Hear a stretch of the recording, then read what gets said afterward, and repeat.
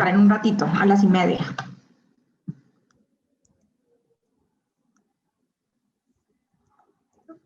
¿Me escuchas? Ahora sí. Ella se va a conectar en un ratito, a las 1:30. ¿Ok? Perfecto. Entonces ahorita estamos dando entrada a más participantes, a quienes se están pudiendo integrar desde un inicio, y tenemos este acuerdo de que estamos intentando ser lo más puntuales posibles. Entonces, siendo que ya estamos conectadas más de 15 personas y se siguen integrando, vamos a poder iniciar. Para ello, si no hay objeción, como preguntamos cada vez, estaremos iniciando la grabación que ya está corriendo. Entonces, para tener el registro, que quienes no se pueden conectar el día de hoy puedan hacerlo un poco más adelante. Habiendo comentado esta quinta sesión, vale la pena tomar un minutito no más para hacer una recapitulación de cuáles han sido nuestro proceso en este seminario, ya que esta es la primera sesión de nuestro segundo módulo. Como ustedes recordarán, estamos dando inicio al segundo módulo, que es el de reducción de riesgos y daños de espectro completo, después de haber terminado las primeras 3 sesiones del módulo 1, que era el de introducción a las plantas de sustancias psicoactivas y las políticas de drogas, y nuestra primerísima sesión, que fue la de inicio, pues, y presentación de cada participante e integrante de este seminario. Recordarán que tuvimos nuestra sesión acerca del lenguaje incluyente con nuestra compañera Rebeca Calzada, con quien pudimos hablar de la relevancia del lenguaje y el discurso y las narrativas que se han construido desde la prohibición, y cómo la reducción de riesgos y daños también plantea un cambio en el discurso y de narrativa para dejar atrás estos términos tan bélicos que implican la guerra contra las drogas, que lo hemos analizado, y para lo cual empezamos a desarrollar nuestro ejercicio de nuestro glosario colaborativo, que ha seguido creciendo. Les agradecemos mucho a quienes van incorporando sus entradas y les invitamos a que en la sesión del día de hoy, además de los referentes que nos estará compartiendo Angélica y Gisela, y más adelante también Sage, que podamos seguir recuperando los conceptos clave, las ideas fuerza que nos vamos compartiendo, y que podamos ir haciendo estas entradas en el glosario, recordando que se vale buscar todo tipo de referencias, así como proponer nuestras propias definiciones para ir complementando y enriqueciendo este documento, que a mí ya me ha servido mucho, ya me ha sido de mucha utilidad en distintos procesos. Después recordemos que continuamos con nuestra tercera sesión, en la cual pudimos conversar con Rubén Díaz Conti, profesional de la Clínica Condesa, acerca de las personas y las sustancias psicoactivas, así como de una historia muy vívida desde su experiencia de la reducción de riesgos y daños en México, cosa que, ya habiendo conversado contigo, Angélica, se complementará mucho con lo que nos compartas el día de hoy, y pudimos tener este reconocimiento de cuáles son estas relaciones con las sustancias psicoactivas que tenemos en distintas regiones de nuestro país, y cuáles son distintos tipos de estrategias que sí están presentes. Continuamos después en nuestra anterior sesión con un proceso de deconstrucción del paradigma prohibicionista a nivel nacional e internacional, y de manera histórica y actual. Para ello, nuestro compañero Adrián nos compartió una línea del tiempo sobre un siglo de prohibición, y fue un ejercicio muy enriquecedor, mucha información que procesar sobre el década por década, cómo se fue desarrollando la construcción de la política de drogas y de estas mismas narrativas, y después pudimos complementar con una muy completa exposición de Sara en torno a las políticas de drogas a nivel internacional y nacional. Cuáles son estas convenciones y convenios de los cuales el Estado mexicano es parte, cómo se ha ido construyendo esta estrategia mundial de guerra contra las drogas, y cómo han ido surgiendo estos actores clave y estos elementos para la transformación de estas políticas, y la incidencia y los cambios que han habido también en el plano internacional. desde la UNGAS de 2016, así como los recientes cambios de lista de la cannabis que hemos visto, y recordándonos que esta semana justamente se está dando la reunión de la Comisión de Narcóticos en Viena, y que está siendo un evento híbrido en el cual hay posibilidad de participación y escucha de la sociedad civil de algunos de estos paneles y mesas. El día de mañana justo va a estar uno en el que participa Sara, junto con el doctor Carl Hart, y creo que Julián de Chile Cabeza, de ATS, pues, y que será un evento muy, muy enriquecedor, que también creo que ya fue compartido en el grupo, si no también lo estaremos compartiendo ahora mismo. Y todo esto para poder llegar al inicio de nuestro segundo módulo, para poder hablar de qué hablamos cuando hablamos de reducción de riesgos y daños de espectro completo, para lo cual iniciamos el día de hoy pudiendo hablar de algo que quizás de manera desafortunada podemos pensar cómo lo renombramos, pero que hemos nombrado como reducción de riesgos y daños tradicional, en el sentido de estos elementos de la reducción de riesgos y daños que se encuentran desde el proceso histórico de conformación atentado a la reducción a las usuarias de sustancias psicoactivas. Lo aclaro en el sentido de que el espectro completo busca justamente, creo que toda la reducción de daños, ampliar a que se trabajan con personas usuarias y no usuarias de estas sustancias, y que más adelante podremos ir enriqueciendo en términos de cómo la defensa de derechos humanos y la construcción de paz son partes fundamentales para poder efectivamente reducir los riesgos y los daños a los cuales nos enfrentamos en el sur global. Es decir, cómo estas estrategias de guerra, la guerra contra el narco, como Colombia y México, pues tristemente somos ejemplos de cómo se han violentado estos derechos fundamentales, de que no tenemos ni siquiera garantizado el derecho a la vida, y de ahí para todos los demás derechos.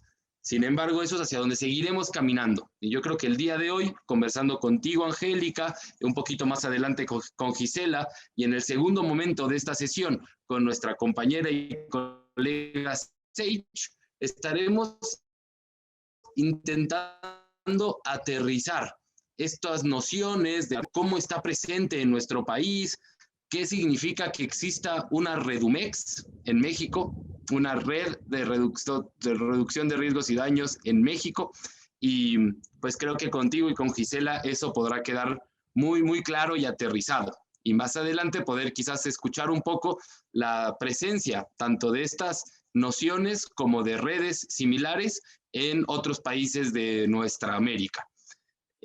Habiendo hecho este breve recuento, pues solamente queda compartirles un poco de con quién estaremos compartiendo el día de hoy, que pues es nuestra querida amiga, colega, investigadora Angélica Ospina, quien es catedrática CONACYT en el programa de política de drogas del CIDE en la región Aguascalientes, y es candidata para el SNI, el Sistema Nacional de Investigadores. Angélica, tú cuentas con un doctorado en estudios de población y es maestra en demografía por el Colegio de México, y también es miembro fundadora de la Red Mexicana de Reducción de Daños, Redumex, y trabaja en este tema de reducción de daños en contextos de uso intenso de drogas inyectables en México desde el año 2007. Sus temas de investigación son usos problemáticos de drogas, reducción de daños, género, curso de vida y sociología de las emociones. Habiendo recuento del seminario y presentación tuyo, si quieres cuando entre Gisela, si no igual de una vez aprovecho para comentar, coordinándose contigo para la dinámica de la sesión, María Gisela Zambrano, quien es experta por experiencia desde hace 20 años y trabaja como promotora de salud con personas que se inyectan drogas en Ciudad Juárez. Ella se ha especializado en apoyo a mujeres en el tema de salud sexual y reproductiva, y recientemente también en prevención de sobredosis en espacios de encuentro de personas que usan drogas inyectables. Desde el 2019 es copresidenta de la Redumex, y con ella estaremos conversando un poquito más adelante. Sin más, te dejamos el micrófono, Angélica. Bienvenida seas al seminario.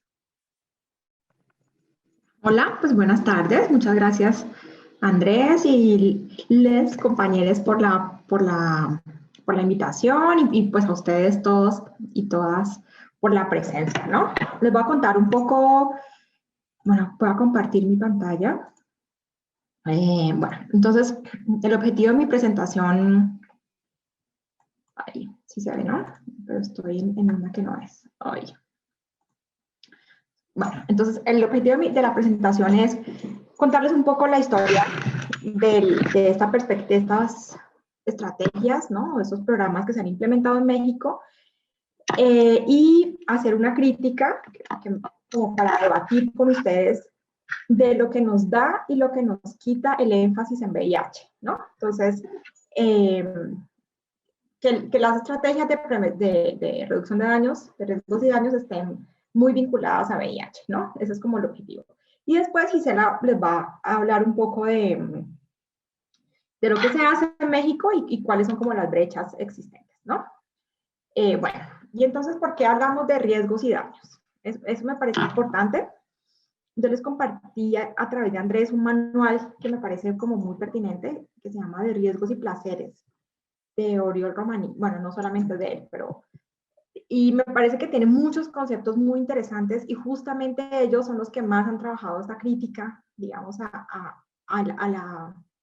como esta vinculación que se hace entre reducción de daños y jeringas, ¿no? Como si ahí se acabara el asunto, ¿no? Entonces ellos plantean que la reducción de daños está mucho más centrada en la sustancia, ¿no?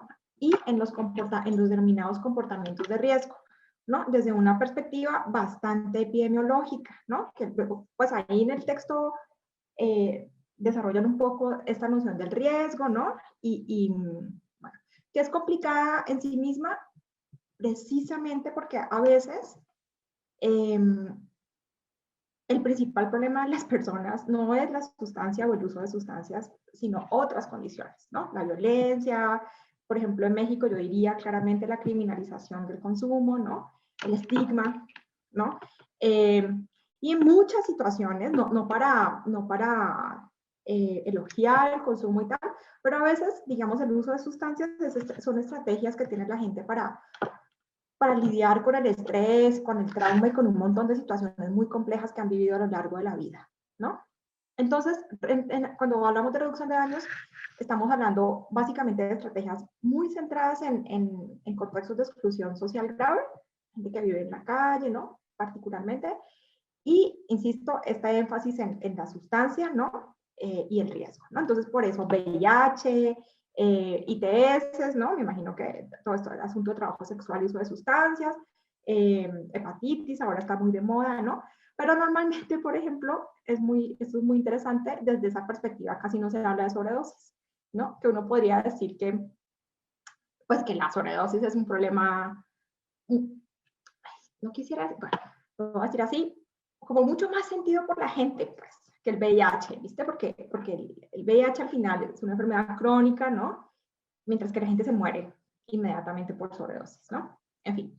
Y luego está la reducción de riesgos, ¿no? Que en la reducción de riesgos, digamos, lo que se busca es intervenir los contextos de uso en el que tienen lugar, los contextos de uso de sustancias que generan unas condiciones de riesgo para las personas, ¿no?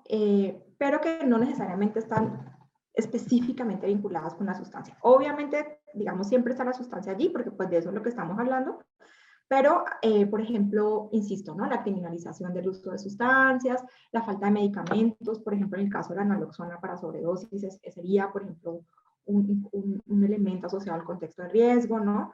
Bueno, y el énfasis es la relación drogas o sujeto, sustancia, contexto, ¿no? Que lo voy a elaborar un poco más adelante, ¿no? Y lo que se dice es que es precisamente, digamos, no es la sustancia en sí, ¿no?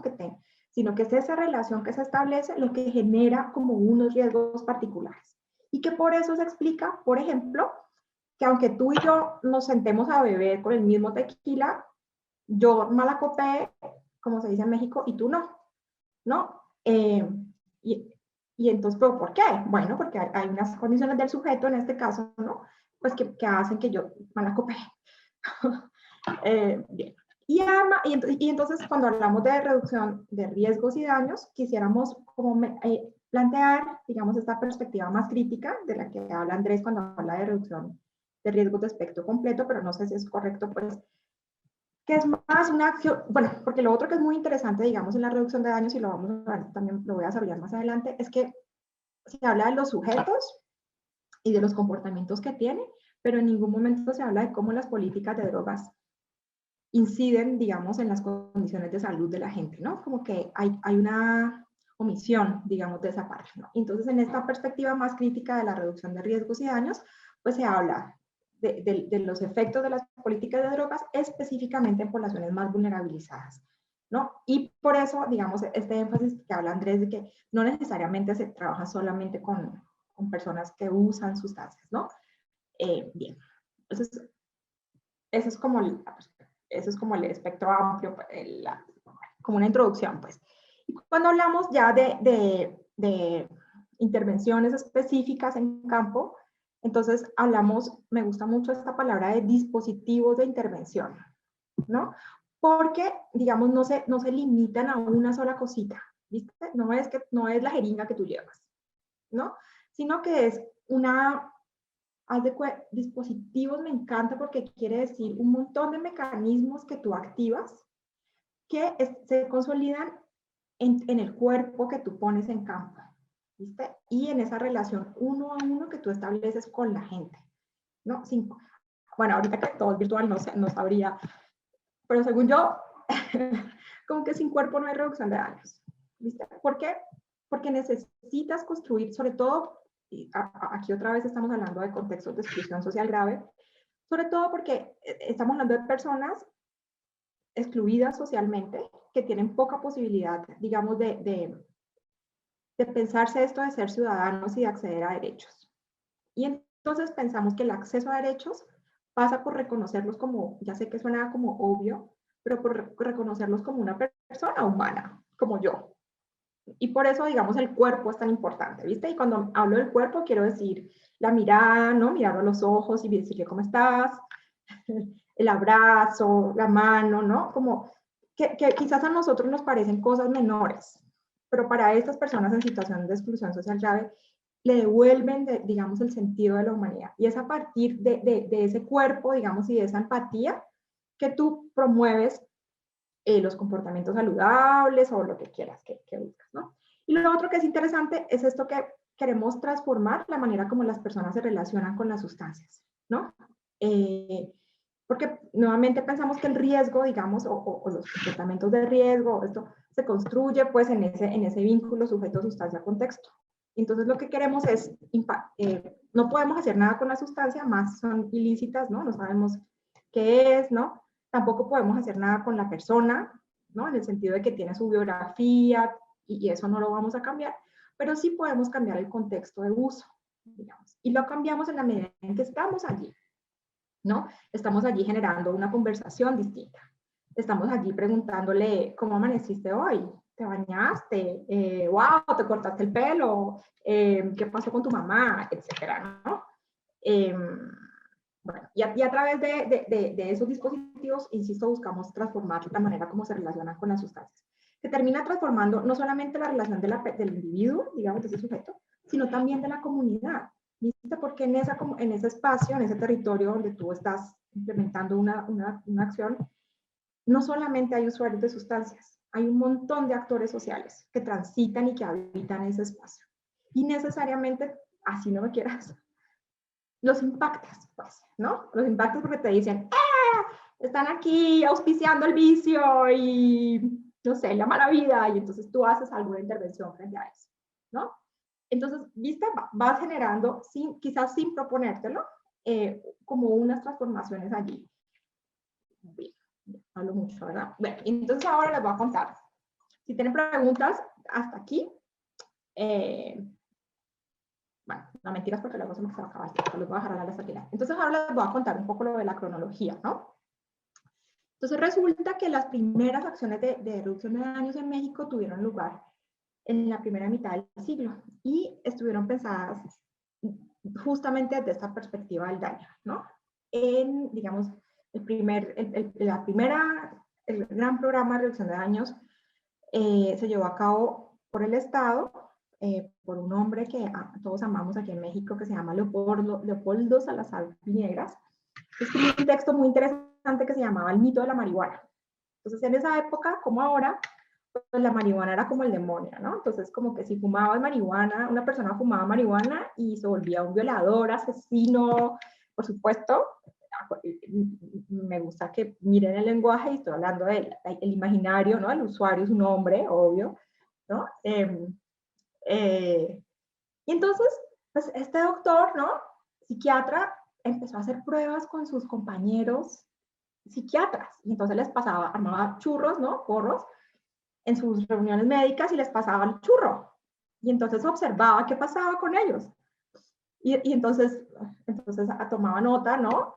Y decía, compañeros, acaban de fumar marihuana y ninguno de ustedes se volvió un violador asesino, ¿no? Y es más, a algunos les dio por hablar y a otros les dio por comer, pero eso fue como el mayor efecto, ¿no? Entonces eso escribe ese texto, El mito de la marihuana, que fue muy revolucionario en su momento, y tuvo grandes, digamos, discusiones con, bueno, mentiras, Adlinger, que era este personaje, digamos, que abanderó esta lucha contra las drogas a principios del siglo y triunfó, ¿no? Adlinger se burlaba bastante de Leopoldo Salazar, le decía que era como un charlatán, ¿no? Pero era como el debate, ¿no? Bueno, y entonces en su momento, a él le parecía que esta gente que eran morfinómanos en su momento y poquitos heroinómanos, tenían un problema de salud y que entonces, digamos, dejarlos a su suerte como en manos de los traficantes no mejoraba sus condiciones y antes pues como que complicaba todo, ¿no? Y entonces dijo que lo que había que hacer con esta gente era hacer dispensarios de morfina y de heroína en la ciudad. Entonces se crearon unos dispensarios y, digamos, se propuso esta idea de que no se debía, digamos, perseguir al usuario, sino que se le debía apoyar. Desde la ciencia médica, por supuesto, digamos, aquí el uso estaba bastante asociado al abuso, ¿no? También un mito alrededor de la heroína, pero bueno, eso lo hablamos después. Y pues esa propuesta no porque se implementó, ¿no? Duró 6 meses y luego Estados Unidos empezó a presionar muy fuerte y suspendió la importación de antibióticos. Y entonces a raíz pues, de esa presión, a Leopoldo lo sacaron, al doctor Leopoldo lo sacaron y se implementó pues la política más prohibicionista, ¿no? Es muy importante esto porque Estados Unidos ha sido un agente fundamental en la política de drogas de México, ¿no? Que juega, pues, y que está allí dando luz verde o luz roja, digamos, a las acciones, entonces tampoco es tan fácil, ¿no? Bien, y después, en el 64, se hizo otro experimento con el Hospital de Neurología. Me parece importante decir aquí que estos son médicos más biologicistas, ¿no? Como más pragmáticos. Y los neurólogos seguían con este problema de los morfinómanos, ¿no? Y entonces se abrió una cohorte de gente, digamos, con dependencia de la morfina y se les daba morfina. Entonces la gente iba al hospital y se les daba y, digamos, creo que el año pasado murió la última persona de esa cohorte. Y era una medida, pues, de mantener controlada la dependencia y de brindarle otros servicios de salud, ¿no? De ahí, digamos, bueno, entonces ¿cuál es la moraleja de esta historia? Uno, la perspectiva del enfermo, ¿no? Y el Estado como benefactor de esta población, ¿no? Esa es la principal. Lo otro, después ya hasta el 86 aparece el Programa Compañeros. Programa Compañeros es una organización civil de Ciudad Juárez y en nombre del psiquiatra, sí, Leopoldo, aquí lo voy a escribir, Leopoldo Salazar Viñegras se llama. Y El mito de la marihuana, tienen que leer los demás.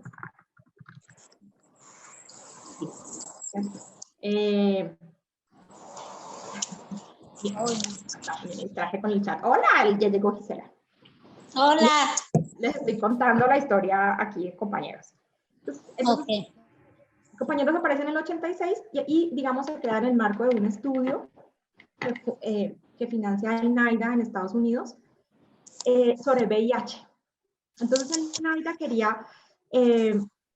quería conocer como la percepción de riesgo frente al VIH de mujeres parejas de inyectores, ¿no? Entonces, en ese contexto, las personas que fundaron compañeros, que estaban articuladas a otra organización, empezaron a buscar a los inyectores, ¿no? Y entonces, a partir de allí empezaron a observar una serie de dinámicas, perdón, y surge compañeros con esta perspectiva de María Elena, pues que es la fundadora, que quería, digamos, romper con esta perspectiva más vertical de la relación con los usuarios y establecer una relación más horizontal, ¿no? Desde el acompañar. Sin embargo, aquí lo que yo quiero resaltar es que aparece la figura de la persona que se inyecta drogas como un vector de transmisión de VIH. Y esa es la importancia que tiene, ¿no? Y por eso se convierte, digamos, en un sujeto de intervención estatal, ¿no? Porque es una población de riesgo, ¿no?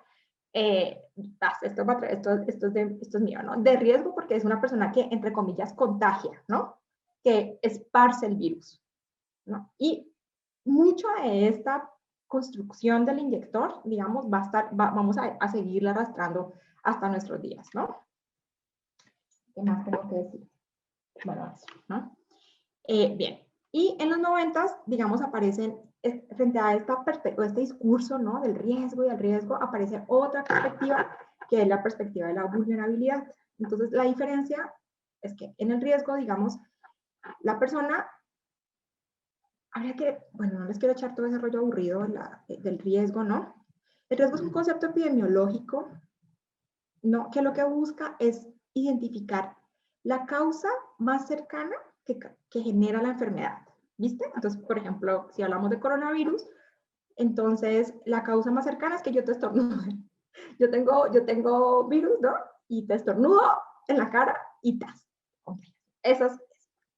Entonces, claro, en el caso de estas enfermedades, digamos, esto es relativamente fácil, ¿no? Pero después los epidemiólogos empiezan a decir que no es tan, que aunque tú tengas una causa última que identifiques, hay como una red causal que es muy complicado de ver y que eso es lo que al final hace que una gente se enferme y otra no. Porque puede que yo te estornude encima a ti y resulta que tú no te enfermas. ¿Y cómo me explicas eso? ¿No? O tú te enfermas y no te mueres y yo sí me enfermo y me muero. ¿Viste? Entonces, bueno, esa es una discusión enorme sobre el riesgo y luego aparece el asunto de la vulnerabilidad. En el riesgo hay un énfasis muy fuerte en la persona y una idea de que tú tomas decisiones, de que tú eres un sujeto racional y tomas decisiones, ¿no? Entonces, si compartes jeringas es porque no tienes información, ¿no? Y en la vulnerabilidad, digamos, hay una lectura más estructural, si quieres, de lo que pasa con el contexto y cómo esos contextos inhiben o dificultan, entre comillas, la toma de decisiones, ¿no? Para minimizar ciertos impactos, ¿no? Entonces, en esa discusión, en los 90, digamos, hay un gran fortalecimiento de la prevención de VIH entre personas que se inyectan drogas. Digamos, desde el Estado empiezan a haber encuestas epidemiológicas, las llamadas encuestas centinela, ¿no? Y se empieza a visibilizar, insisto, desde esta perspectiva de ese sujeto, de esta población de riesgo, ¿no? Y por el otro lado, resulta que aparece un actor muy interesante que es Caritas Alemania, que empieza a financiar a unas organizaciones que hacen trabajo con poblaciones callejeras y que tienen todo un discurso de la teología de la liberación, que va a ser muy interesante porque además a la Iglesia de México como que ese discurso no le resonó tanto. Entonces, aunque Caritas, digamos, la Iglesia Católica, ¿no? En México la Iglesia Católica no se adhirió, digamos, a este movimiento. En el marco de este movimiento se realizan un montón de capacitaciones a diferentes intervenciones, insisto, que trabajan con esas poblaciones callejeras, y se crea al final de los 90 algo que se llama el modelo, que se llamó el modelo ECO2. Ese modelo ECO2 después se exporta a América Latina y es muy importante en lugares como Colombia, como Uruguay, como Argentina e incluso como Brasil, ¿no? Y tiene, insisto, toda esta perspectiva de la teología de la liberación que busca, digamos, intervenir en contextos de exclusión social grave para generar transformaciones en la manera como los sujetos se construyen a sí mismos. Y entonces el énfasis, o volvemos a la discusión inicial de daños y riesgos, ¿no? El énfasis no está puesto en la sustancia, sino en esos procesos comunitarios que están allí, ¿no? En México, insisto, Bueno, y entonces aquí, digamos, hay una discusión, ¿no? De la reducción de daños desde los derechos humanos, ¿no? Versus desde la salud pública. ¿Y cuál es la diferencia? Es el lugar y la narrativa que se construye en torno a la persona usuaria, ¿no? Desde la perspectiva de derechos humanos, el que tú consumas o no es un problema tuyo y yo te acompaño en ese proceso, ¿viste? Pues en esa decisión, me cuesta trabajo la palabra decisión porque supone todo esto de la racionalidad, pero en fin, pues te acompaño allí y lo que yo busco de alguna manera es, insisto, promover los derechos tuyos, ¿no? El derecho a la vida, a la justicia, a la movilidad, etc. Desde la perspectiva de salud pública, el énfasis es mucho más, digamos, en esto de minimizar riesgos, ¿no? Minimizar daños a la salud. Y, y entonces, mientras de un lado se busca, por ejemplo, la movilización social, la politización de las poblaciones, del otro lado, del lado de la salud pública, las personas o las poblaciones son vistas más pasivamente, ¿no? Eso es una definición importante. Bueno, con Fox, digamos, este movimiento, Fox llega en el 2000, este movimiento, digamos, eh, reduccionista, pero más comunitario. Hay muchas experiencias, por ejemplo, la carpa es una muy buena experiencia en la Ciudad de México. Ya no me acuerdo de otras, discúlpenme, tengo mala memoria. Pero porque se pueden buscar la carpa de la Ciudad de México. Era un lugar muy interesante, en una situación, en un lugar muy complejo, ¿no? Como decir el Bronx en Bogotá. Y alrededor de un café se tejían un montón de intervenciones, ¿viste? Con esta idea del dispositivo. Y el dispositivo es la escucha y el cuerpo, la presencia, esto de la escucha incondicional, ¿cómo? La aceptación incondicional, algo así, ¿no? Bueno, entonces con Fox, esta perspectiva más comunitaria y debido en parte también a la falta del apoyo de la Iglesia Católica, que pues los yonkis y la Iglesia Católica en México no son muy compatibles. Digamos, se fue como erosionando las intervenciones. Estas personas del modelo de CODOS hicieron mucha promoción en América Latina y en México, digamos, prevaleció más una perspectiva frente al, entre comillas, a la adicción, la perspectiva del internamiento, ¿no? Y ya en el 2000, entonces tenemos, bueno, el debilitamiento de estas estrategias comunitarias. Hoy en día la carpa, digamos, está pasando por un muy mal momento. Bueno, el debilitamiento por la falta de financiamiento, ¿no?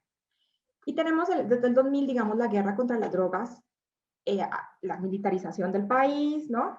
Y un montón de intervenciones estatales que limitan los derechos de las personas, ¿viste? Aunque al mismo tiempo tenemos el fortalecimiento en esta primera década del 2000 de las estrategias de reducción de daños para prevención de VIH. Entonces, si se dan cuenta la contradicción, o sea, no podemos tener, por ejemplo, ley contra el narcomenudeo, que hemos demostrado, bueno, no yo, pero los compañeros de Tijuana han demostrado cómo esa ley ha sido una estrategia para criminalizar a los usuarios, ¿no? Nunca agarran ni siquiera a narcomenudistas menores, sino principalmente a personas usuarias que son arrestadas por posesión simple. Entonces no puedes meter a la cárcel y al mismo tiempo prevenir VIH. O sea, hay una contradicción ahí por este asunto de derechos, ¿no? Y en esta misma década aparece, digamos, la oferta de metadona en México, que es un medicamento para sustitutivo frente a la dependencia a la heroína, muy importante. Solo tenemos 2 ciudades con oferta de metadona. Y pues el aumento de las organizaciones de reducción de daños vinculadas a VIH, ¿no?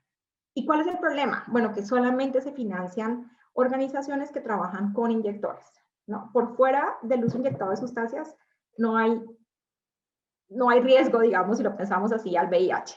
Cuando sabemos, digamos, que muchas poblaciones, pensemos hombres que tienen sexo con hombres, chicas trans, trabajo sexual, digamos, el uso de sustancias está transversalizado en poblaciones vulnerables y que deberíamos, digamos, poder tener reducción de daños allí, ¿no? En fin. Y la clínica Condesa también aparece en ese momento, ¿no? El dispositivo de prevención, pues que ya lo vieron con Rubén, ¿no? Y en la última década del 2000, del 2010 al 2020, lo que vemos es que aparecen nuevas intervenciones. Yo siento que a partir del 2010, digamos, aparecen organizaciones más críticas, digamos, el movimiento de reducción de daños a nivel mundial, mucho más crítico y frente a esta perspectiva de política de drogas. Y entonces, al tiempo que aparecen otras problemáticas, por ejemplo, la crisis de los opioides en Estados Unidos generó, digamos, de este lado de la frontera como mayor apoyo por parte de otras organizaciones para hacer prevención de sobredosis. Y la prevención de sobredosis es un programa muy interesante porque no se plantea paternalistamente, como en las jeringas. ¿No? En las jeringas yo te doy la jeringa, ¿no? El programa de prevención de sobredosis busca capacitar a líderes de diferentes grupos de usuarios para que sepan cómo prevenir una sobredosis. Quisiera nos puede hablar mucho más de eso. Y ese es revolucionario porque empodera a la gente, porque la posibilidad de salvar a un compa que se está muriendo es transformadora en sí misma. ¿Viste? Y la gente tiene su medicamento, digamos, ¿no? Entonces, por eso digamos, allí no lo está mostrando la Gis, está formado, no te veo. Bueno, y también surge, digamos, en el 2018 la sala, que también es un espacio revolucionario, porque plantea la necesidad de tener espacios seguros de consumo. Este espacio es especialmente diseñado para mujeres, porque enfrentan como unas problemáticas particulares. Y bueno, y rompe con esto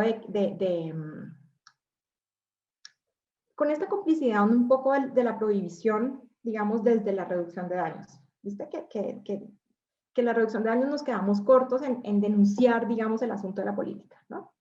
Bueno, en esta década, en esta última década, tenemos el Fondo Mundial, que fue un proyecto muy grande en el 2013, a través del cual se distribuyeron gran cantidad de insumos y que se fortalecieron mucho las organizaciones, pero cuando se fue, en el 2000, no me acuerdo, creo que 15, no estoy muy bien con las fechas, perdón, deja como un roto terrible, tanto en las organizaciones como en las poblaciones, digamos, y el Estado no asume esa responsabilidad, ¿no? De ofrecer reducción de daños. Entonces lo que tenemos, digamos, es la falta de una política pública de reducción de daños. Y en este momento lo que tenemos es cero financiamiento público desde el 2018, y entonces son las organizaciones civiles las que asumen el compromiso de promover la salud de estas poblaciones, ¿no? Sin ningún compromiso del otro lado.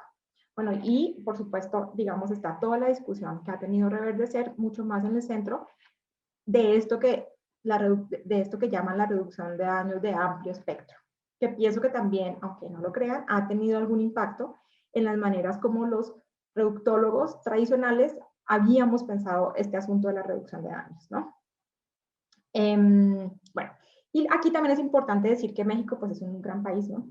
En términos de longitud y latitud. Y entonces una cosa es lo que pasa, reducción de daños en el norte del país, digamos donde hay unas dinámicas muy particulares de uso de sustancias, y otra cosa lo que pasa en el centro, por ejemplo, donde está Reverdecer y otras organizaciones, ¿no? Donde hay unos usuarios, también hay usuarios vulnerabilizados, pero también hay mucho más movimiento social, ¿no? Especialmente alrededor de la cannabis, y al sur, digamos, donde hay como un silencio total frente al uso de sustancias, ¿no? Y que valdría la pena pensar qué está pasando allí, ¿no? Bien, entonces hasta ahí la historia, y ahora les voy a hablar, ¿cuánto tiempo he hablado ya? Muy rápidamente de 3 conceptos que quiero que ustedes se lleven hoy. Y como tienen la presentación, espero que lean los textos. Uno es el concepto de autoatención, que lo plantea, pues los dos, los plantea Eduardo Menéndez, ¿no? Que es un antropólogo médico. La autoatención es muy importante en reducción de riesgos y daños, porque la autoatención plantea que las poblaciones, pues no son tontas, ¿no? Sino que todos los sujetos tenemos estrategias para resolver nuestros problemas de salud. Y aunque estés en las peores condiciones de vulnerabilidad, digamos, siempre despliegas estrategias a partir de tu experiencia, digamos, para mejorar tu salud, ¿no? Entonces, antes de que tuviéramos los programas de distribución comunitaria de naloxona, la gente se aplicaba sal, por ejemplo, ¿no? Se ponía hielos, etcétera. Un montón de prácticas para revivir. En algunas funcionan y en algunos no. Pero la importancia de este concepto es el asunto de reconocer y validar esos saberes de la población, que en personas que venimos desde el campo de la salud nos cuesta mucho, ¿no? Porque nosotros somos los expertos, ¿sabes? Y las poblaciones pues son las depositarias de, ¿qué? No, los receptores de todo mi conocimiento increíble, ¿no? Yo soy el médico, tú eres mi paciente. Entonces, este concepto de autoatención plantea, pues rompe con eso.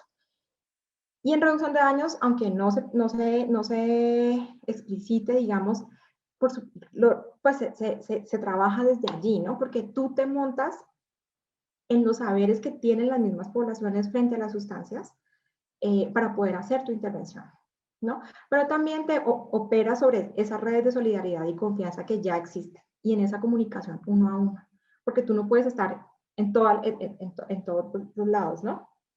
Y luego, digamos, intentas a partir de los dispositivos, insisto, incidir en esas prácticas de autoatención que ya existen en la población.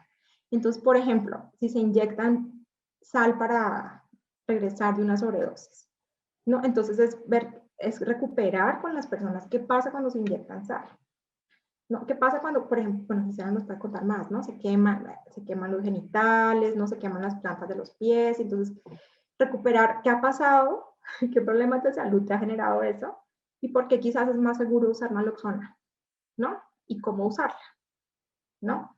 O, bueno, este es el ejemplo más fácil, ¿no? Pero eso con todo, ¿no? Con VIH también, ¿no? Pero también si pensamos en poblaciones menos complicadas, si pensamos en la fiesta, ¿no? ¿Cómo reducimos espontáneamente o cotidianamente los riesgos y daños cuando nos tomamos una tacha, por ejemplo, ¿no? O cuando comemos ácidos. Y entonces todos los materiales que hoy tenemos, digamos, han surgido justamente de las estrategias que emplean las mismas personas usuarias en su cotidianidad, ¿no? Bien. Y lo otro es el concepto de estilo de vida, ¿no? Que justamente remite estilo de vida versus riesgo versus vulnerabilidad y remite a pensar en la construcción histórica de este sujeto, ¿no? Entonces, ¿cuál es la construcción histórica del adicto? ¿Viste? Y cómo eso impacta. Cuando hablamos de adicto, ¿qué es un adicto? ¿No? Y pensar en esos estereotipos, ¿no? Entonces, es un hombre, es pobre, ¿no? Etcétera, ¿no? Y entonces, ¿cómo pensar en los estilos de vida de la gente que construyen unas condiciones de riesgo y vulnerabilidad muy particulares, ¿no?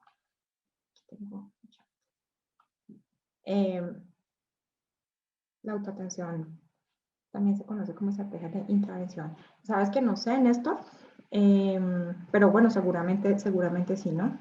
Y lo otro que quiero, y con esto ya los dejo con Gisela, es el otro elemento que quiero traer aquí, es el del drug set setting, ¿no?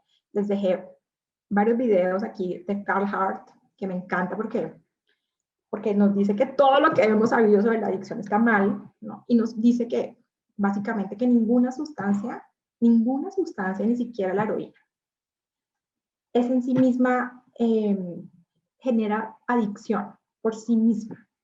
Es el contexto, sustancia, sujeto, es la relación sujeto, sustancia, contexto lo que genera esto que llamamos dependencia, ¿no? Y esto nos rompe la cabeza. Bueno, y Carl Hart, están en inglés, ¿no?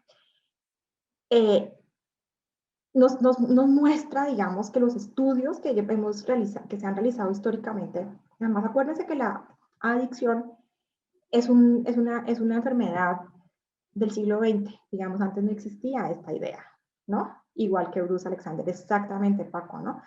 Entonces, lo que nos muestra es que los estudios han estado sesgados, porque estudiamos poblaciones muy particulares, ¿no? Gente en reclusión, ¿no? Y este asunto de la institucionalización genera un sesgo de los estudios que lo obviamos, ¿no?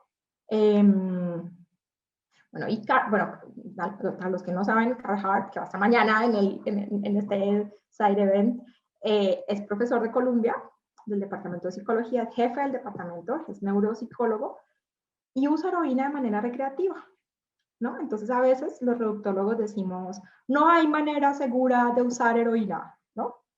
Entonces digo, bueno, ¿hay manera segura de usar Coca-Cola? No hay manera segura de usar Coca-Cola, la Coca-Cola es malísima, y sin embargo usamos Coca-Cola, ¿no? Lo mismo pasa con la heroína. Entonces, lo que él, digamos que es un profesor, ¿no? La usa los fines de semana, a veces, ¿no? Conozco a alguien también que la usa una vez al mes, por ejemplo. Y entonces él nos cuenta, digamos, cómo la carne, nos cuenta, digamos, justamente cómo es la criminalización y el contexto de exclusión lo que genera, digamos, que la sustancia tenga efectos tan perversos en la gente, ¿no? Y también está este experimento del Rat Park, que creo que es el de Bruce Alexander, ¿no? No estoy segura. Pero en el Rat Park nos muestra lo mismo, ¿no? Entonces está la rata, en el laboratorio le dan agua, y agua con cocaína, y la rata toma agua hasta que se muere la pobre rata y tal. Y entonces dicen, ¿sí ven? La heroína, la cocaína mata. Y entonces este investigador dice, bueno, ¿y qué pasa si la rata le ponemos otras amigas ratas? Seguramente Rubén habló de esto, ¿no? ¿Habló de esto, Rubén? Estoy repitiendo. Ok, entonces, ¿qué pasa si le ponemos amigas ratas, parejas ratas, cositas para correr, ¿no? Parque de diversiones, por eso se llama el Rat Park, y le ponemos agua normal y agua con cocaína. Y lo que descubren, digamos, es que sí, algunas ratas toman agua con cocaína, pero la mayoría, ninguna rata muere, ¿no? Y prefieren el agua normal. Y entonces la conclusión del estudio es, ¿viste? Cuando vivimos en... todos los seres humanos tenemos en el cerebro un mecanismo para buscar placer, ¿no? Estamos orientados hacia el placer. ¿Sí? Las sustancias son, todas las sustancias, desde el chocolate hasta la heroína. Las sustancias son, no sé cómo decirlo, elementos que nos conectan con ese placer, ¿no? Que buscamos. Pero cuando no tenemos en nuestro contexto otros elementos, otros que nos brinden placer, entonces la sustancia se vuelve fundamental en nuestras vidas, ¿no? Entonces, ¿qué pasa en los contextos donde el uso de sustancias, digamos, es tan fatal, tan nefasto? Bueno, pues hay violencia en todos los sentidos, hay deprivación, hay un aburrimiento fatal, ¿no? Pensemos qué hacen los jóvenes, por ejemplo, en nuestros barrios, y nosotros esperamos que la gente sea pobre y sea feliz de ser pobre, y sea resignada a ser pobre, ¿no? Hay que ser el buen pobre, y trabajar y cuando los albañiles se emborrachan el fin de semana, nos escandalizamos y decimos, pinche albañil, no debería beber tanto, ¿no? En fin, esto para decir que son contextos muy complicados, en donde la sustancia adquiere centralidad justamente por esa deprivación de otros elementos. ¿Listo? Y bueno, entonces los invito a leer esto del drop set setting. Estoy haciendo una cosa muy simplificada, ¿no? El contexto es el contexto donde se usa, normalmente, digamos, por la ilegalidad, digamos, de las sustancias. Los contextos de uso normalmente son contextos muy densos, en el sentido de que hay otros comportamientos ilícitos, hay armas, y entonces todo eso complejiza. No sé si han estado alguna vez en un lugar de uso de sustancias, solo se habla de jales, ¿no? Es distinto usar una sustancia en la sala de tu casa, tranquila, tranquilo, con tus compas, ¿no? Cada quien se va a su casa, a tener que hacerlo en la calle rápido porque viene la policía, ¿no? O en rodeado de malandrines. Todo bien con los malandrines, me encantan, pero, digamos, genera unas condiciones distintas del contexto que hace que tu viaje sea distinto. Entonces, volviendo a la mala copa, ¿no? Porque, digamos, por ejemplo, las personas que usan bazuco o piedra, que le llamamos aquí en México, o paco en el sur, ¿no? Que esta paranoia. Bueno, evidentemente hay un asunto de la sustancia, ¿no? Digamos, por el uso intenso, ¿no? Pero también hay un contexto muy particular. Por ejemplo, aquí en México, el viaje, digamos, con el cristal, metanfetamina, es que todos terminan siendo parte de la maña. O son maña o son militares. Es súper interesante ese delirio, ¿viste? ¿Por qué no otro? Es el contexto en el que viven, ¿viste? Bien, no, entonces, por eso decimos que cuando hacemos reducción de riesgos y daños cambiamos el contexto, porque tu presencia allí, digamos, genera una conversación diferente y pareciera que es menor, pero esa conversación diferente genera otras cosas, al menos por un ratito, ¿viste? Que no es menor. Entonces, si generamos, por ejemplo, espacios seguros de consumo, sacas a la gente de esa conversación todo el tiempo alrededor del malandrinaje que es desgastante, ¿viste? Y donde los hombres tienen que cumplir con unos roles, ¿no? Ser el más malo, el más atascado, bueno, ya sabemos, ¿no? Bien, el otro es la sustancia que, insisto, como es ilegal, no sabemos nunca qué es, ¿no? Exactamente. Puede ser A, pero también puede ser B. Y el sujeto, ¿no? Y cuando hablamos del sujeto, entonces son su biografía, por supuesto, ¿no? Su historia de trauma, pues también sus preferencias. Viste que en México decimos a mí me gusta para arriba o para abajo, ¿no? Las sustancias. Y eso es muy particular, ¿no? Eso, por ejemplo, pues yo levanto historias con la gente, ¿no? Encuentro que, por ejemplo, la gente más tímida le encantan los estimulantes, ¿no? Porque justo la sustancia, viste, te ayuda como a compensar, es como pues es una tecnología, ¿no? Del yo de alguna manera, ¿no? Entonces, esto, ¿no? Y entonces, ¿a quiénes les gusta? Bueno, en fin. Y todos estos asuntos de los traumas no hablados, ¿no? De las violencias que vive la gente que son inimaginables. Bueno, y por eso, entonces, vuelvo al asunto de la mala copa. Entonces, tú y yo nos tomamos el mismo tequila y resulta que hoy me dio por malacopear, ¿no? Pero resulta que es que hoy tuve un mal día o resulta que o me da por llorar, ¿no? Cuando yo siempre peleo y hoy justo me da por llorar. Y entonces resulta que es que hace una semana se murió mi papá, ¿no? En fin, esto es para decir que es un asunto mucho más complejo, que va mucho más allá de la sustancia y que el discurso prohibicionista nos hace centrarnos solamente en esto que es la sustancia, que, insisto, no sabemos nunca qué es, ¿no? Porque como si fuera tequila o cerveza o lo que sea, podríamos decir, bueno, es esto, ¿no? Bien. Y entonces ahora ya por fin, después de tanta ladera, les dejo a Gisela Zambrano, copresidenta de Redumex, y ella nos va a contar un poco como esto que se hace en México en reducción de daños, como tu experiencia y cuáles son los retos, ¿no? Que los tengo aquí. Y entonces te doy la palabra. Ok. Me voy a callar ya. ¿Me oyen? ¿Sí me oyen? ¿Sí? Fuerte Ok. y claro, Gisela. Bienvenida. Muchas gracias por estar aquí. Gracias. Ando para allá y para acá porque estoy aquí en la iglesia de Alcance Victoria. Bueno, yo quiero, ya lo dijo todo esta Angélica. A mí me llama mucho la atención que ahorita, pues, como se está haciendo el trabajo, se está mirando mucho que está faltando mucha capacitación por falta de pares, de personal, tiene que haber preciso en el tema, personal que sepa lo que está haciendo, ¿va? Uno de los retos a seguir, lo que comentaba, Angélica, es que haya tratamiento para prevenir la sobredosis. Ya no podemos ir y me acuerdo de esos métodos de antes que, pues, con los cables todavía se está usando, inyectar tal, porque falta mucho información. Muchas personas, ahorita necesitamos más personas que sean semillas y que hagan el trabajo que no podemos hacer. Nosotros no podemos hacer el trabajo que está realizando toda la gente que está atrás, ¿verdad? Que no está saliendo a campo. Nosotros tenemos que buscar más personas que hagan el trabajo para cuando no estemos nosotros, ellos como promotores, como semillas, vayan y realicen el trabajo, ¿va? Vemos que mucha gente está muriendo de sobredosis, están combinando drogas, ahorita están, por la pandemia, se están aislando más personas, no es la misma dinámica que otros tiempos. En este tiempo de la pandemia ha afectado a los usuarios de droga porque muchos de ellos no tienen ni un cubrebocas, muchos de ellos lo restringen más. El otra vez me tocó a mí que no querían subir a un usuario en un camión. Entonces es muy triste, va, y que ellos no están conociendo sus derechos humanos. A veces nos culpamos porque ya consumimos droga, pensamos que no valemos, que no tenemos derecho.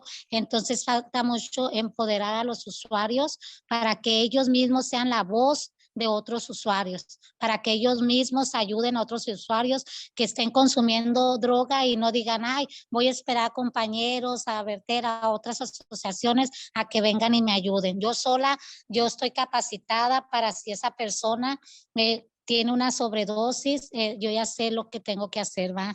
Entonces es un reto, es acceso a, pues sí, a la naloxona y a la prevención de sobredosis, ¿va? Otro de los retos es el acceso a tratamiento de VIH.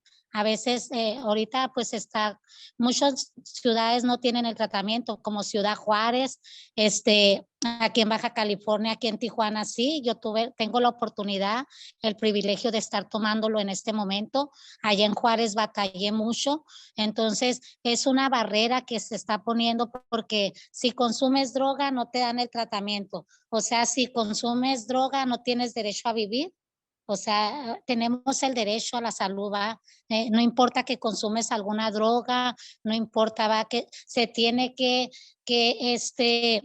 balancear y se tiene que, pues, ayudar a las personas. Yo he comentado con varias personas y se les está dando metadona a unos y ellos sí están tomando el tratamiento de hepatitis C.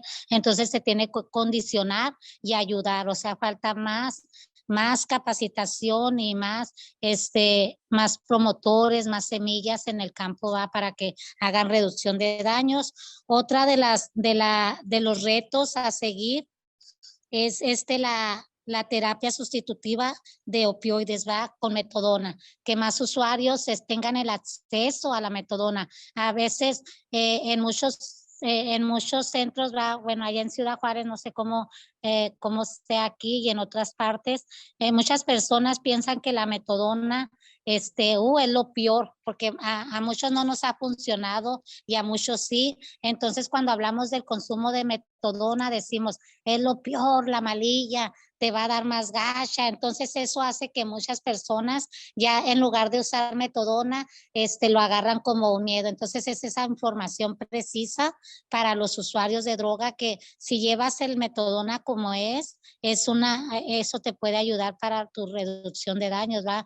Que es lo que tratamos como organización para nosotros, es que ellos dejen de consumir, ¿va? Drogas como institución es lo mejor, pero si están consumiendo, que sea con el uso de metadona, ¿va? Es uno de los retos y una de las barreras también. Vemos ahorita las autoridades y que están poniendo muchas barreras. Como que les digo, ahorita es el tiempo más difícil para los consumidores de droga, porque ahorita vemos que se están aislando más, las trabajadoras sexuales están yendo más lejos. ¿Por qué? Por lo mismo del coronavirus y todo esto se está llevando porque está la falta de información. A mí me tocó ver antier, una persona que ya tenía una semana quebrando y llegó el director y le dio una clonazepam y le puso morfina.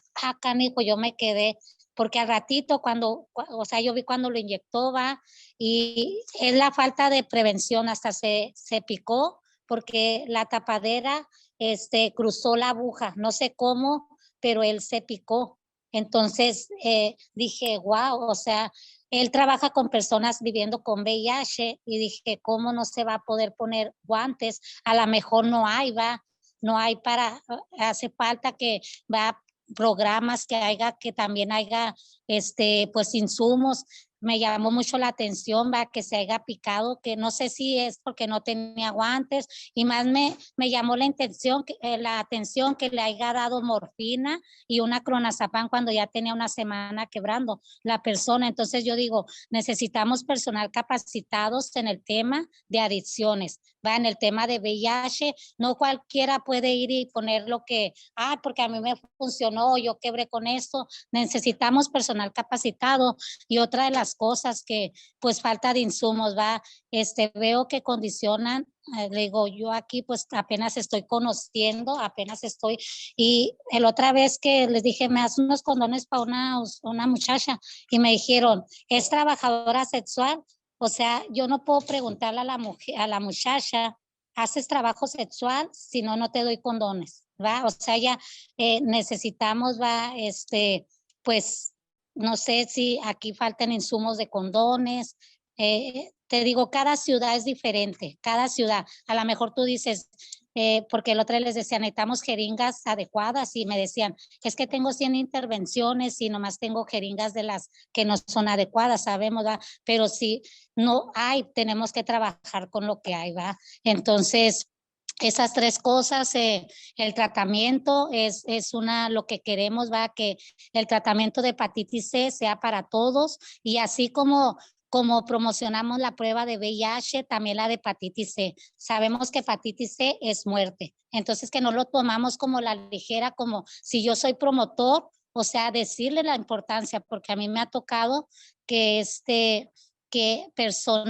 personas se han hecho la prueba de VIH y de hepatitis C y dicen, estoy bien de VIH y hasta se contentan porque nomás salen positivos a hepatitis C. Entonces necesitamos tener la importancia que veamos primeramente como promotores, como pares, que sepamos que hepatitis C es muerte, que tengamos la información precisa para llevárselas a los usuarios y a las usuarias de drogas que están allá. Entonces, una de las cosas también es la falta de identidad de muchas mujeres, de hombres que no saben ni cómo se llaman. Entonces yo digo, necesitamos que el gobierno también empiece a trabajar, ¿va? En conjunto con nosotros, ¿va? Y nosotros pues somos el medio, pero como les decía ahorita, necesitamos semillas. No sé cuánto tiempo me dieron. No, porque ahorita me quedo hablando. Angélica. No, muy bien, Gis. A mí me gustaría un poco que les contaras cuál es la importancia de tu trabajo con mujeres usuarias. Gis, digamos, hace acompañamientos, pues ya, de manera, digamos, fuimos contando como lo que se hace, ¿no? Como que se hace acompañamientos a servicios de salud, pruebas de VIH, hepatitis, esto de prevención comunitaria de sobredosis. Bueno, y es un componente o un elemento muy importante esto del acompañamiento a mujeres. Entonces, si les cuentas qué haces y por qué te parece importante. Y ya después, ¿cómo estamos de tiempo, Andrés? Para que... Ok. Miren, primeramente, casi ya no veo los mensajes. Para si me quieren hacer una pregunta, ahí me la hagan directa. Una de las cosas que hago, que me gusta, es dar acompañamiento a las mujeres.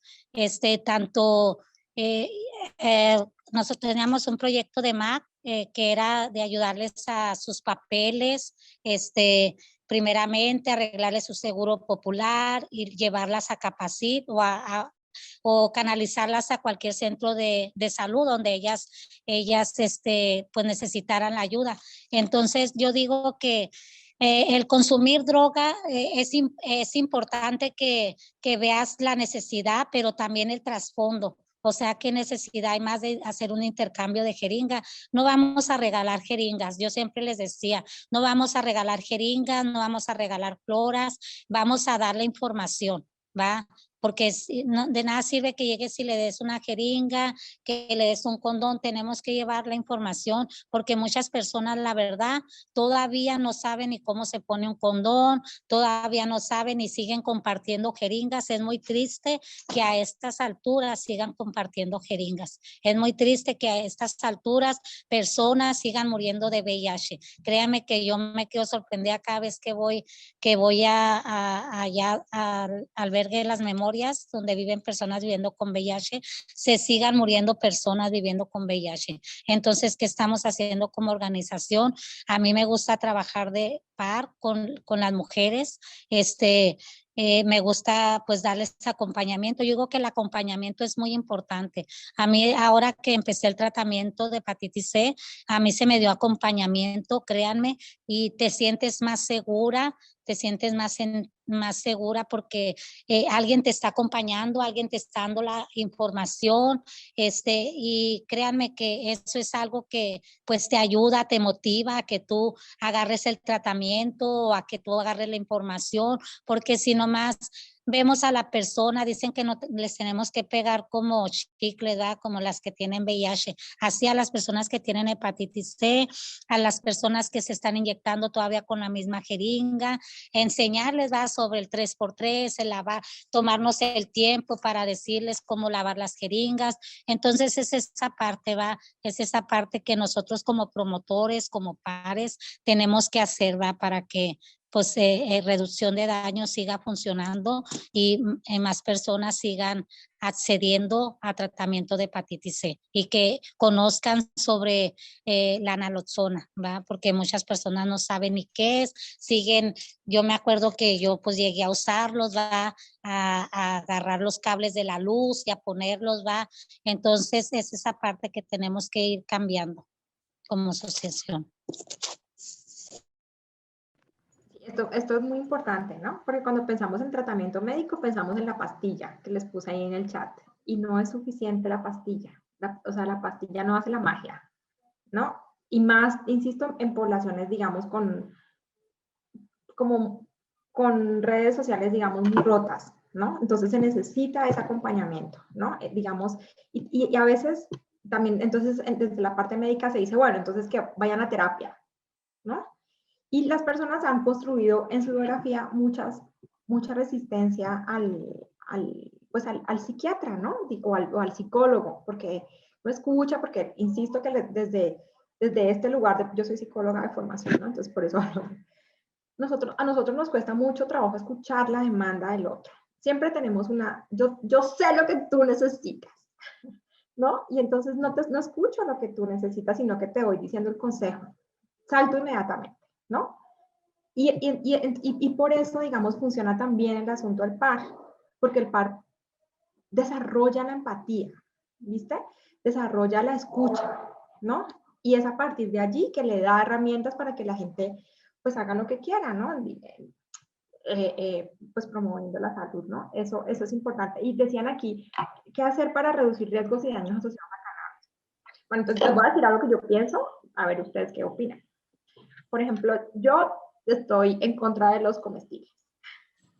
Tenemos aquí los contra, pues, pero me parece que los comestibles son peligrosos, sobre todo que si nunca has usado cannabis y tu primer viaje con comestible, diría, bueno, si es tu primera vez, no te lo comas, no te comas ese brownie, no te comas ese chocolate. Primero explora cómo sientes la sustancia. No, otra cosa que pienso que podemos hablar cuando hablamos de cannabis, que decimos, pero la cannabis es inocua, no pasa nada. Bueno, no sabemos qué pasa. Viste que yo tengo amigas que les va muy mal, ¿no? Se malviajan horrible. Tenía un novio que siempre sentía que se iba a morir, daba tanta risa, en fin. Entonces, esto de jala poquito y vas probando qué pasa, ¿no? Así como lo mismo que decimos con el éxtasis, por ejemplo, no te eches toda la tacha, ¿no? Pero un pedacito y vas viendo qué tal. Entonces, mira, Carolina nos compartió allí. Por ejemplo, ese tipo de cosas pienso que es muy importante. Pienso que en general es muy importante con las personas usuarias esto de este mensaje, conoce tu cuerpo. Porque es que lo que funciona para mí no necesariamente funciona para ti, ¿no? Entonces, date chance, ¿no? Date chance de ver cómo te sientes. Otro elemento que me parece fundamental de reducción de riesgos y daños es esto de con quién vas a fumar o a consumir en general. Y aplica no solamente con la cannabis, sino en general, ¿no? Pilas con quién estás consumiendo, ¿no? Siente que sea un contexto, otra vez, seguro para ti, ¿no? Seguro en sentido amplio, ¿no? Yo diría eso, pero a ver, ¿qué más? ¿Qué piensan? No, pues creo que han sido apuntes fundamentales. Pues de hecho, pues es lo que se necesita, lugares seguros, de consumo seguro, va. Sabemos que ahorita pues muchas mujeres, como te decía ahorita, se están alejando y personas que se están moviendo por lo mismo, va, por la violencia. Ahorita vemos que subió la violencia, sube y baja, pero más para ellos, porque eso es una barrera para reducción de daños, porque haz de cuenta, me acuerdo cuando íbamos y a intercambiar jeringas y llegábamos y ya tenía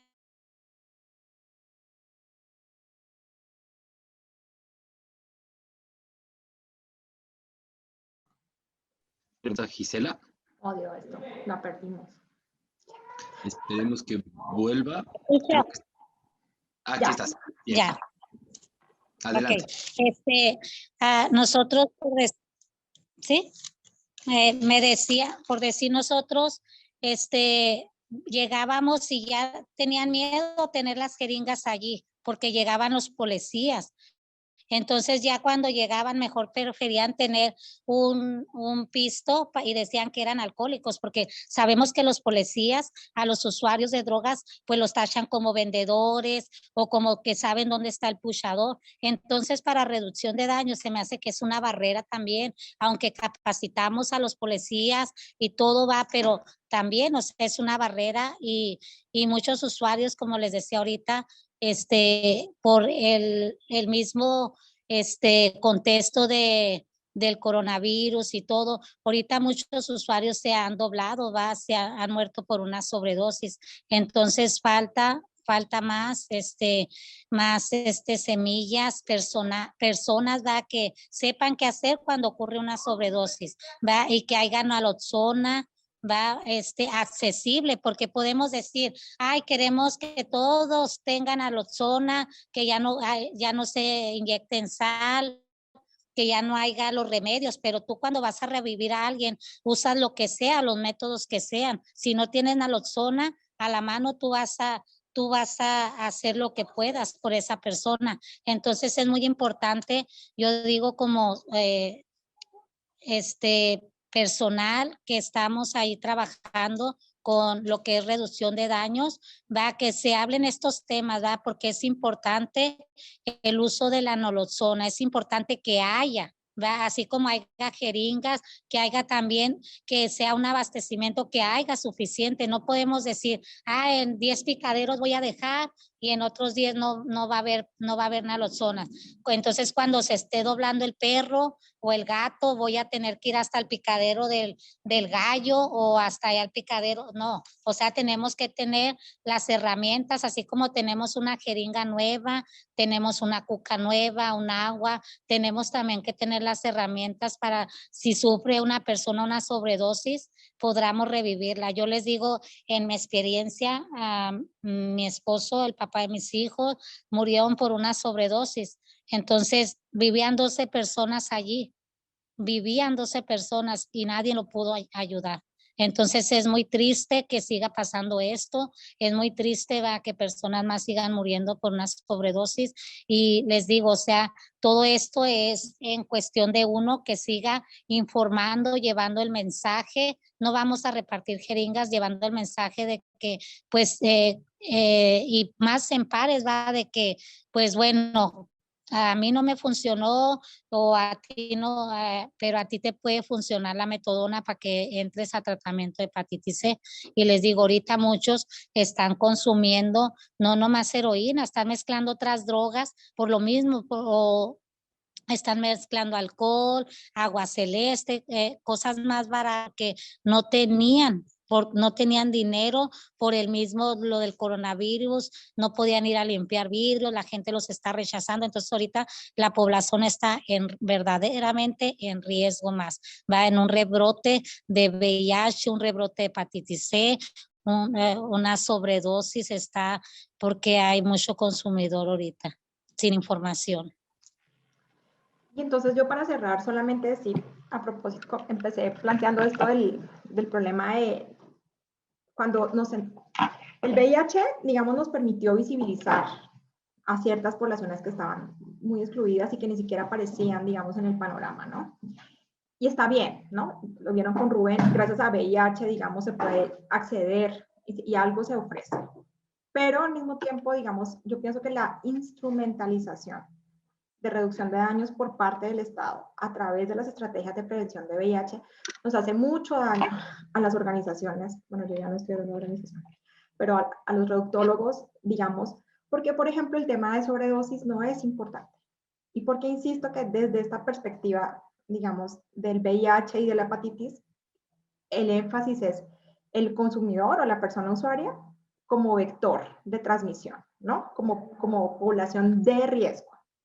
¿No? Y por eso, por ejemplo, No hay, por ejemplo, en México, pero también en Colombia, la naloxona es un medicamento de uso intrahospitalario. La naloxona es absolutamente segura, ¿no? No te drogas, digamos, con naloxona, ¿no? No es un psicoactivo. Y sin embargo, en México es un medicamento súper restringido, ¿no? Lo tiene que recetar un doctor, lo tiene que aplicar un doctor. No está ni siquiera disponible en las ambulancias. Y por eso la gente se muere. Entonces necesitamos urgentemente, digamos, liberar a la naloxona o la naloxona. Pero no hay el mismo énfasis en naloxona porque al final, digamos, pues un junkie menos es una gente que sobra menos, ¿viste? O sea, es horrible decirlo así, pero desde esta perspectiva del Estado. Y entonces ahí está el límite, ¿viste? Entonces, ¿por qué seguimos con la criminalización de las personas usuarias? No cualquiera, ¿no? De las personas pobres, más vulnerables, y no pasa nada. Lo denunciamos y las policías siguen realizando las mismas prácticas. Bueno, digamos, porque eso no importa, ¿no? O sea, porque quienes padecen, quienes enfrentan esa situación, pues son precisamente los usuarios, digamos, ¿no? Entonces, ese es el límite, digamos, cuando el Estado instrumentaliza este discurso y no se plantea en términos amplios, digamos, un tema de reducción de daños. Y finalmente, ya para cerrar, una brecha que me parece importante es el asunto de los menores de edad, ¿no? Es un gran problema. En México lo que hacemos es que mentimos cuando hacemos reducción de daños, por ejemplo, cuando entregamos jeringas y cosas. Pero yo sí pienso que necesitaríamos mucho más debate público en este aspecto, ¿no? Los menores están consumiendo sustancias, negarles el acceso a reducción de daños porque, no sé cuál es ¿no? Porque son menores, es condenarlos, ¿no? Es condenarlos a VIH, hepatitis, otra vez retomo el disco, a morir, ¿no? Y entonces necesitamos pensar mucho más este asunto de la minoría de edad, ¿no? Y el consentimiento, ¿no? Y cómo llevar reducción de daños, digamos, a la escuela. Claro, no les vas a hablar de heroína y jeringas a los muchachos, ¿no? Del colegio, pero sí necesitas hablar de drogas con los chicos porque los chicos están usando sustancias, están usando alcohol, están usando tabaco, y si no, ¿no? Y necesitamos también hacer reducción de daños de alcohol, ¿no? Hablamos mucho de cannabis y todas las sustancias ilícitas, pero el principal problema en México, no, me imagino que en Colombia también, es el alcohol, ¿no? La gente se muere por alcohol, en accidentes, en homicidios, en riñas, en fin. Con esto cerraría. Bueno, también queda pendiente el asunto de género, ¿no? Que es muy importante pensar que hombres y mujeres tenemos dinámicas y necesidades distintas y que deberíamos plantear estrategias diferenciadas, ¿no? Por ejemplo, ya sabemos que las mujeres necesitamos estrategias más personalizadas, digamos, menos públicas, ¿no? Por el estigma. Necesitamos, bueno, entonces es un reto, ¿no? Las mujeres somos más invisibles, y siempre, digamos, en los lugares siempre en las estrategias de reducción de daños en calle, ves muchos más hombres, muchos más varones, ¿no? Y entonces, ¿cómo pensar eso? ¿No? Ya con eso terminaría. Pues muchas gracias. Ya no revisé más Gis, que les expliques qué es el 3x3. No te escuchamos. Ok. El 3x3 es el lavado de jeringas. ¿Sí? ¿Me escuchan? Sí, ¿Sí? Oh, el 3x3 es el lavado de jeringas, que viene siendo, primeramente, se lava con agua. El émbulo se hace hasta atrás para que la agites. La agitas con agua y la tiras. Entonces de allí la echas en cloras. ¿Va? Primero el cloras lo vas a vaciar poquito en una tapaderita, no tienes que meter la jeringa en cloras porque vas a meter varias, y igual lo levantas hasta acá el émbulo y la agitas y la tiras. Igualmente otra vez con agua y otra vez con clora, es 3 veces, 3x3, pues ya ven que está comprobado que el cloras pues mata el 90% del virus de VIH, entonces es muy recomendable. Si no tienes una jeringa nueva, nosotros recomendamos y el 3x3, ese siempre es el que traemos cuando vamos a picaderos y así pues hacer intervención de reducción de daños.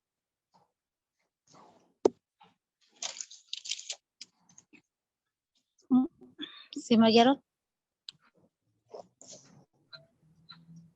Sí, fuerte y claro, y creo que fue muy claro, muy concreto cuál es el 3 de 3, cuáles son estas herramientas tan prácticas, tan pragmáticas, que es una de las bases también de la reducción de riesgos y daños. Exacto. Que sean cosas que se pueden realizar con lo que tenemos a la mano. Esto también se ha compartido previamente. Exacto. Quisiera justo preguntarles si se pueden quedar estos 10, 15 minutos más. Si quisiera igual justamente, Sol, pedirte si tú quieres tomar la palabra. Estás comentando algunas cosas también en el chat. Y si gustas también pedir esto, que si se puede repetir el proceso del 3 de 3, que parece que pudiera quedar un poco más claro. Y yo quería también nada más pedirles si nos pudieran comentar un poco su perspectiva desde Redumex frente al actual gobierno. ¿Cómo se ve desde Redumex las posibilidades de incidir de riesgos y daños, pues en un contexto de la 4T?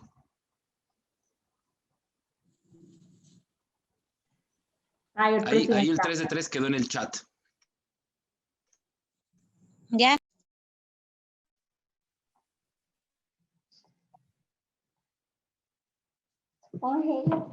Presidenta, háblanos de la 4T y de Redumex.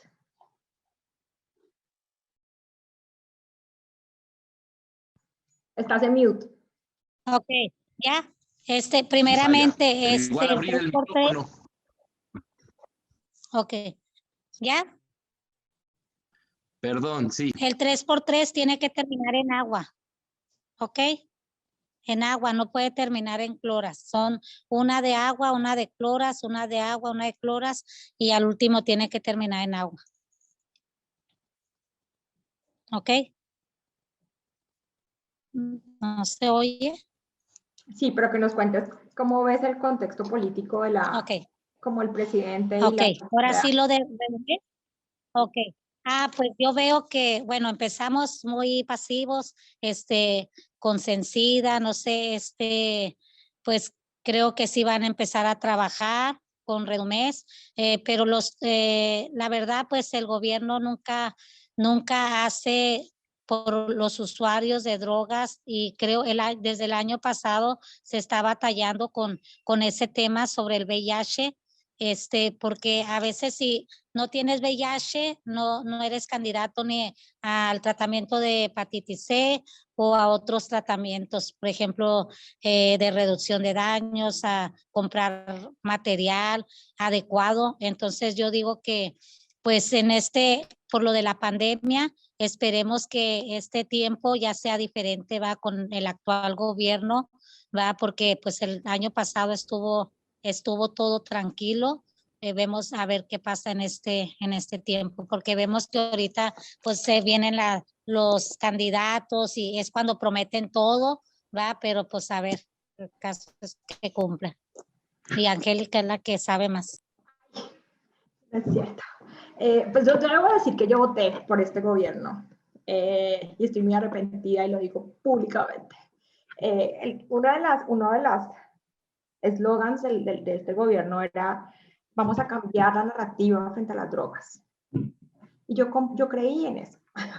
lo creí de corazón, ¿no? Y lo que vemos con el actual gobierno fue que del 2018 acabó el financiamiento público a las organizaciones, y con eso nos dio en la torre a las organizaciones, pues porque se financiaban, valga la redundancia, con dinero público, ¿no?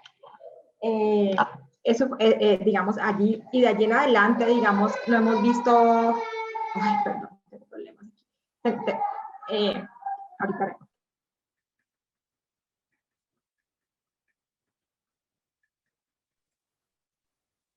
No, cosas que pasan en estos contextos. Que es muy importante lo que todos nos arrepentimos de haber votado.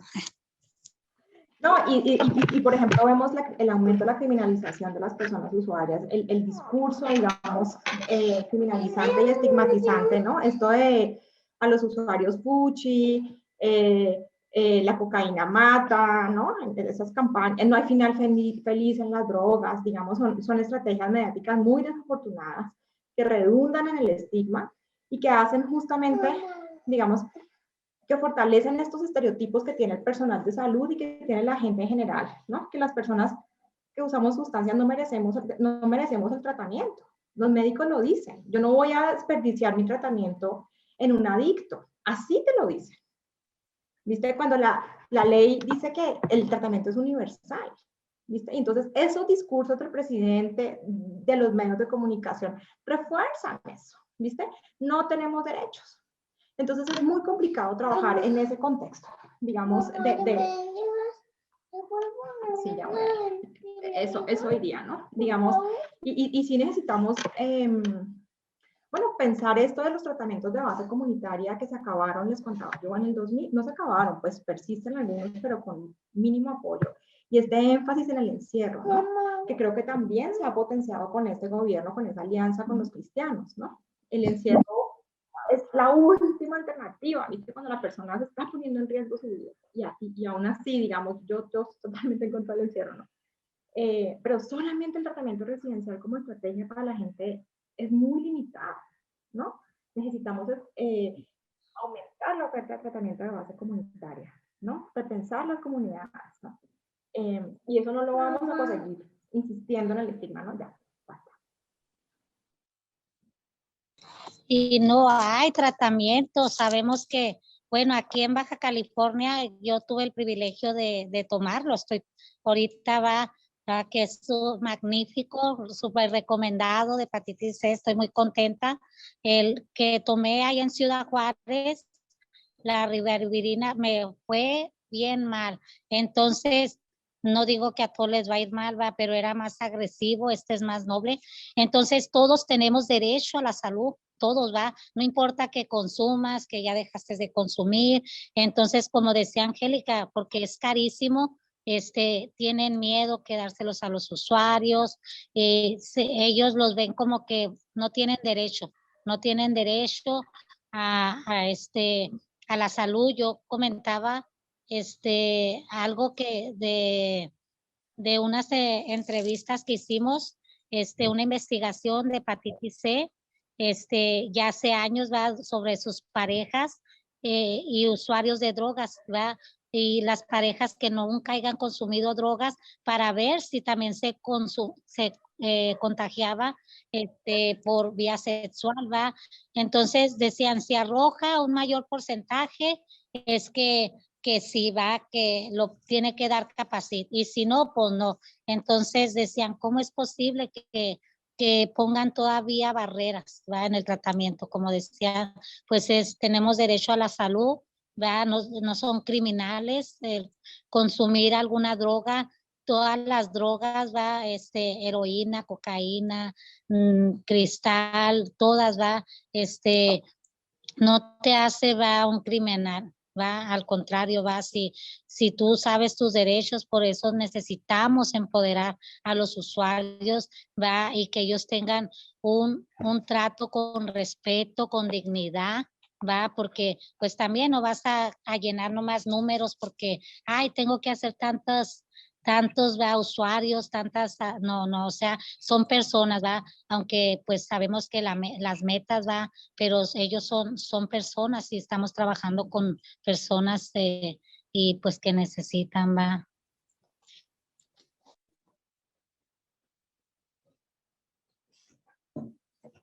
Totalmente. Creo que eso es un tema de cómo somos sujetos y sujetas negadas, ¿no? Se vuelven vidas descartables, secundarias, ciudadanía de segunda. Es muy, muy brutal, pero creo que necesitamos poder hablar de ello, de cómo se niegan nuestros derechos, el derecho a la vida, el derecho a no ser desaparecidos, a no ser torturados, y por supuesto la necesidad de incorporar, como ustedes lo mencionaron, esta perspectiva de género y también generacional, esta perspectiva de juventudes, cómo llevamos estos temas a las canchas de las escuelas, a la cancha de cuestionar el paradigma, pues, de la medicina alopática, de cómo esa se impone también con las batas blancas.